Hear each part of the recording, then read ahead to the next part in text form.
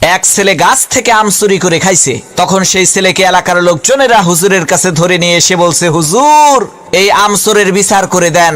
হুজুর তার কিতাব বের করে সমস্ত লোকের সামনে কিতাব খুলে পড়তে আরম্ভ করলো। যে চুরি করে খাইছে আম তাকে দিতে হবে তার দাম, দাম না দিলে তার পিঠের উপরে কিল পড়বে ধাম ধাম।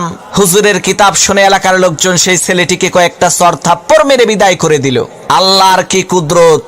কয়েকদিন পর সেই হুজুরের নিজের ছেলে ডাব চুরি করে খাইছে। তখন এলাকার লোকজন হুজুরের কাছে এসে বলছে, হুজুর মানুষের ছেলে আম চুরি করে খাইছে দেখে বিচার করলেন, এখন আপনার ছেলে তো ডাব চুরি করে খাইছে, বিচার করেন তো দেখি।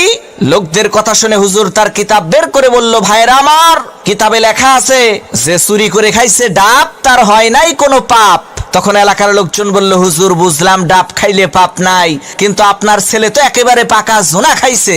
হুজুর তখন কিতাব থেকে পড়লো, যে খাইলো জোনা তার নাই কোনো গুনাহ। এলাকার লোকজন বলল, হুজুর ডাব খাইলে পাপ নাই, জোনা খাইলে গুনাহ নাই মানলাম, কিন্তু আপনার ছেলে তো নারিকেল খাইছে।